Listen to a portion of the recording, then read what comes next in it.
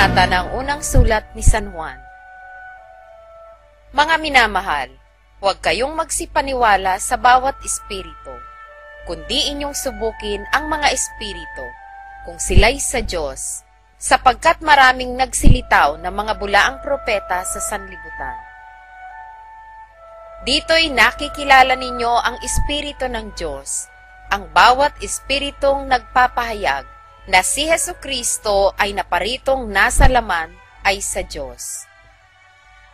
At ang bawat espiritong hindi ipinahahayag si Jesus ay hindi sa Diyos. At ito ang sa Antikristo na inyong narinig na darating at ngayoy nasa sanglibutan na. Kayo'y sa Diyos, mumuntikong mga anak, at inyong dinaig sila, sapagkat lalong dakila siyang nasa inyo kaysa nasa sanlibutan. Sila'y sa sanlibutan, kaya tungkol sa sanlibutan ang sinasalita nila, at sila'y dinidinig ng sanlibutan. Tayo nga'y sa Diyos, ang nakakakilala sa Diyos ay dumirinig sa atin, ang hindi sa Diyos ay hindi dumirinig sa atin. Dito'y ating nakikilala ang espiritu ng katotohanan at ang espiritu ng kamalian. Mga minamahal, mangag-ibigan tayo sa isa't isa, sapagkat ang pag-ibig ay sa Diyos, at ang bawat umiibig ay ipinanganak ng Diyos, at nakakakilala sa Diyos. Ang hindi umiibig ay hindi nakakakilala sa Diyos, sapagkat ang Diyos ay pag-ibig. Dito nahayag ang pag-ibig ng Diyos sa atin, sapagkat sinugo ng Diyos ang kanyang bugtong na anak sa sanlibutan, upang tayo'y mabuhay sa pamamagitan niya. Narito ang pag-ibig, hindi sa tayo'y umibig sa Diyos, kundi siya ang umibig sa atin, at sinugo ang kaniyang anak na pangpalubag loob sa ating mga kasalanan. Mga minamahal, kung tayo'y inibig ng Diyos ng gayon, ay nararapat na mangag-ibigan din naman tayo.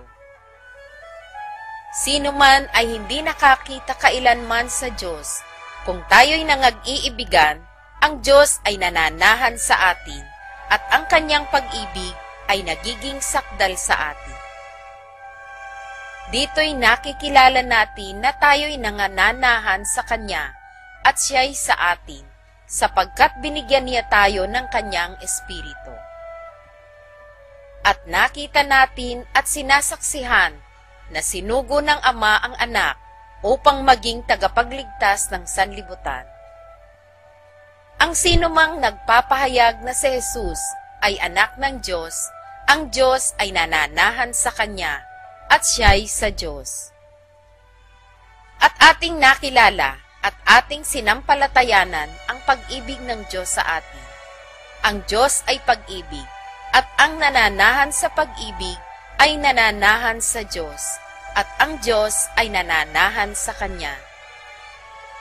Dito'y naging sakdal ang pag-ibig sa atin, upang tayo'y magkaroon ng pagkakatiwala sa araw ng paghuhukom, sapagkat kung ano siya, ay gayon din naman tayo sa sanlibutang ito. Walang takot sa pag-ibig, kundi ang sakdal na pag-ibig ay nagpapalayas ng takot, sapagkat ang takot ay may kaparusahan, at ang natatakot ay hindi pa pinasasakdal sa pag-ibig. Tayo'y nagsisiibig sapagkat siya'y unang umibig sa atin. Kung sinasabi ng sinuman, ako'y umiibig sa Diyos at napopoot sa kanyang kapatid, ay sinungaling, sapagkat ang hindi umiibig sa kanyang kapatid na kanyang nakita, ay paanong makaiibig siya sa Diyos na hindi niya nakita? At ang utos na itong mula sa kanya ay nasa atin, na ang umiibig sa Diyos ay dapat umibig sa kanyang kapatid.